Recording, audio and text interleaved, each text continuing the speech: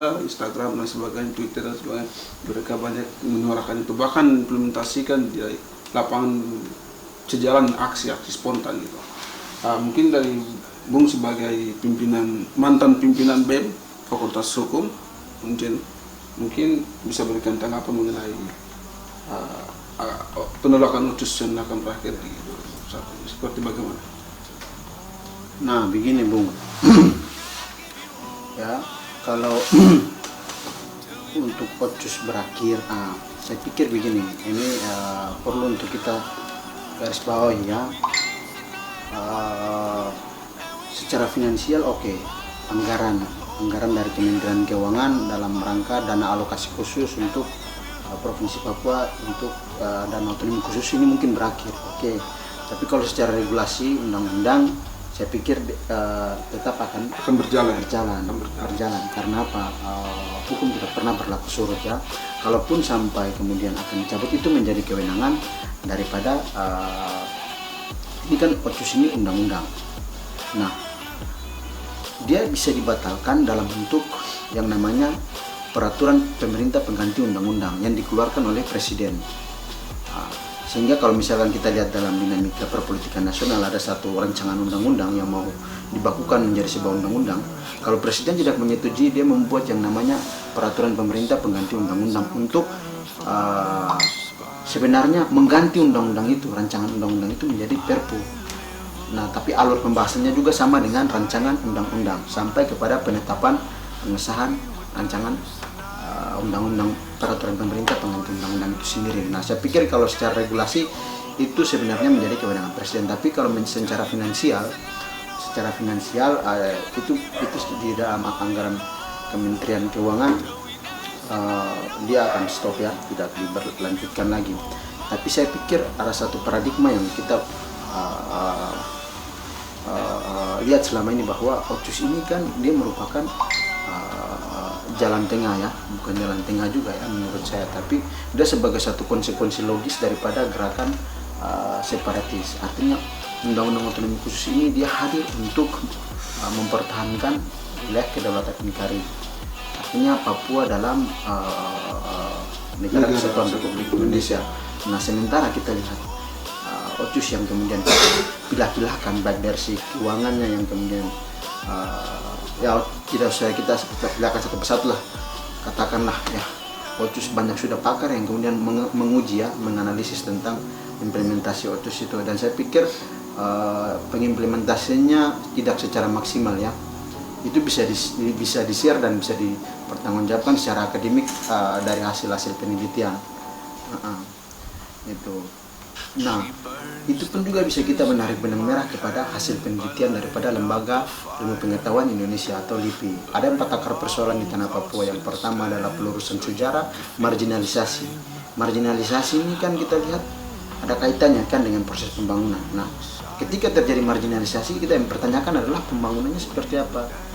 Jangan kita katakan pembangunan infrastruktur doang, tapi pembangunan sumber daya manusia, pembangunan ekonomi, pembangunan di bidang kultural kebudayaan, itu marginalisasi itu. Nah, kemudian tadi ada 4 akar persoalannya. Tadi adalah pelurusan sejarah, marginalisasi, kemudian saya sudah agak sedikit HAM juga. Iya, pelanggaran HAM juga termasuk di dalam itu, pelanggaran HAM. Saya pikir kalau pelanggaran HAM ini bukan lagi sesuatu yang dijabarkan dalam UCUS, tapi sudah menjadi statuta yang dari konstitusi lama sekali. Ya, sebagai masyarakat merdeka yang kemudian berhimpun di bawah wadah PBB, sudah menjunjung tinggi yang namanya hak asasi manusia, deklarasi universal HAM ya, human rights itu sendiri. Nah, itu jadi kembali lagi kepada tadi gerakan-gerakan penolakan, saya pikir itu sah-sah saja ya. Sah-sah saja sebagai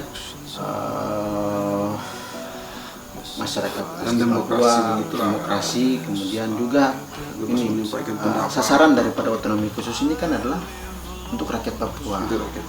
Jadi ketika ada rakyat yang kemudian merasa tidak puas ya, pemerintah wajib untuk memfasilitasi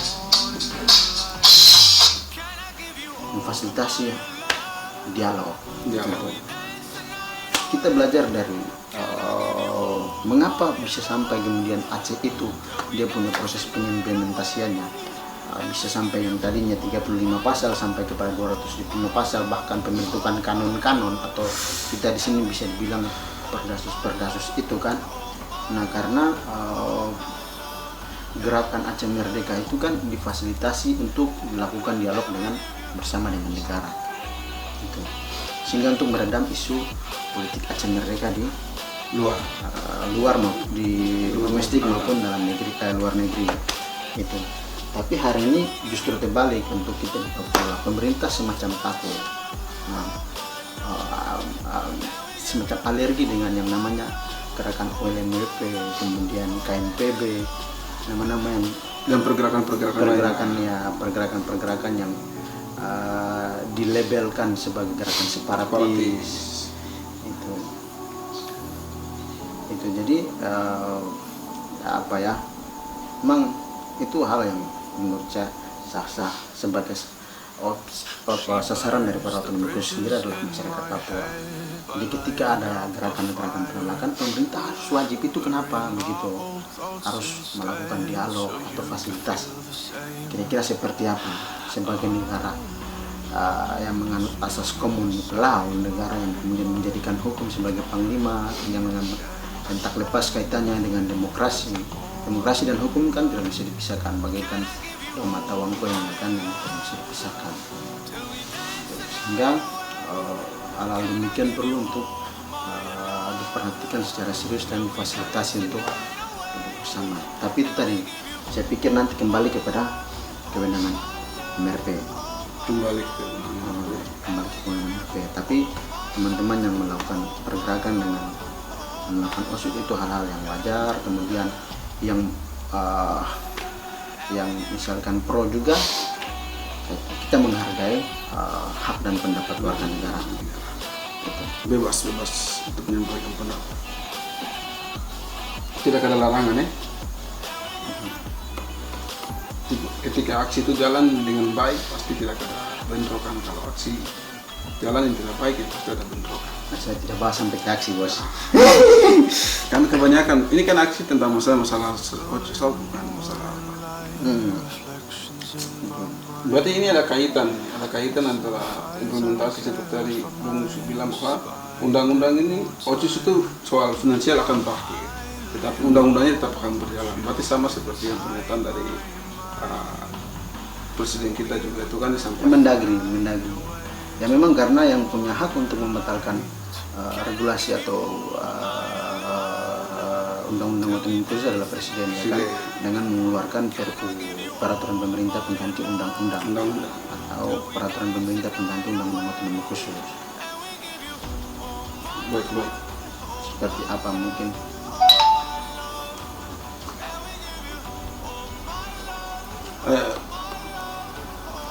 Mungkin saya pikir begitu sudah, Bung. Mungkin ada terakhir ini solusi mungkin yang bisa disampaikan oleh Bung tentang beberapa, ya paling tinggi 3 agenda yang kita bicara lah. Tentang pertama pengenalan tentang MLP itu sendiri dan kinerja dan implementasi dari MLP itu sendiri untuk orang asli Papua itu sendiri, dan terakhir itu mengenai tanggapan dari pendapat dari Bung tentang OCIS yang terakhir itu. Mungkin bagaimana solusinya tentang 3 agenda ini, agenda pembicaraan kita, misalnya solusi apa yang mesti kita jalankan lah begitu untuk teman-teman, bahkan untuk semua yang nonton, mungkin apa yang bisa Bung sampaikan.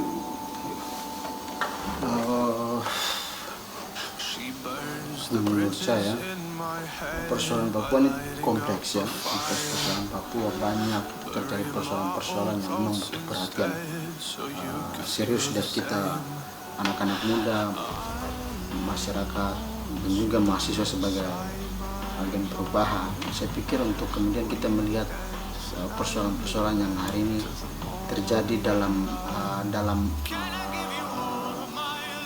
momentum di penghujung ini ya tahun itu, karena ya saya pikir itu sebagai proteksi pagar kita, tapi yang terjadi selama ini kan berdasarkan penjelasan, saya pikir teman-teman yang penonton pasti sudah bisa mengambil kesimpulan dari penjabaran yang tadi penjabaran. itu. Jadi memang butuh perhatian yang sangat serius dari kita dalam menentukan pilihan, dalam menentukan sikap, dalam menentukan langkah. Itu dalam menentukan langkah dalam artian kira-kira saya mau kemana gitu, dalam di penghujung ini gitu. Sehingga apa ya, saya pikir semua itu baik ya, Semua itu baik. semua itu baik. Memang agak sedikit riskan juga ya. Memang kalau kita bicara tentang Papua memang sensitif sekali Pak. Jadi ya kita juga pun sudah tahu konsekuensi logis ya gitu. Jadi tapi ya sejauh ini saya pikir teman-teman yang bergerak di sektor-sektor tadi seperti sudah dijabarkan itu semua kita jalan sama-sama. Kemudian teman-teman yang ya saya pikir tidak usah kita ya, saya pikir itu saya dulu Itu saya dulu. Karena rumit. rumit. Memang membahas tentang Papua itu bagaikan benang kusut ya, benang kusut yang ya kita mau utas dia sudah sangat rumit sekali untuk kemudian kita mau mengutaskan setiap persoalan yang ada di Papua itu memang agak setengah mati sekali.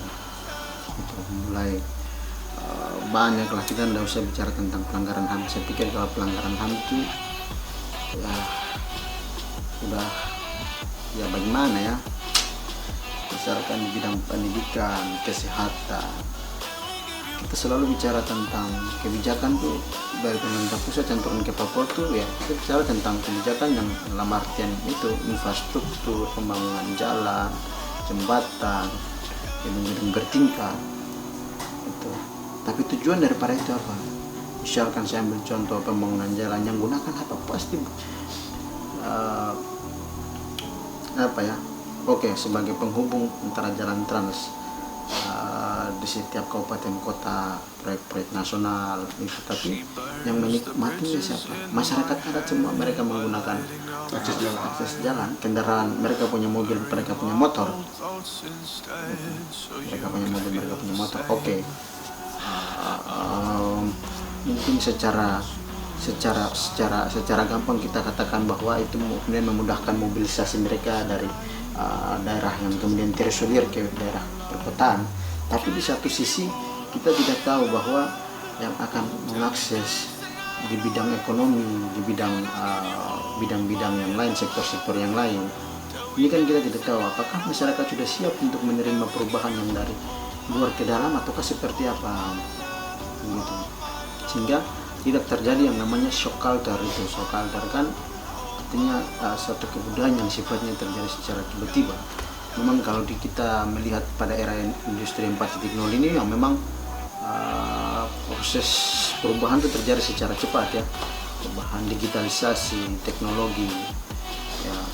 Memang jalan itu mendekatkan itu tadi masyarakat kepada sektor-sektor itu. Tapi ada dampak positif dan negatifnya. Nah, saya pikir dampak positif dan negatifnya ini yang perlu kita timbang-timbang gitu kan, timbang. Jadi banyak positif kah ataukah negatif yang paling banyak?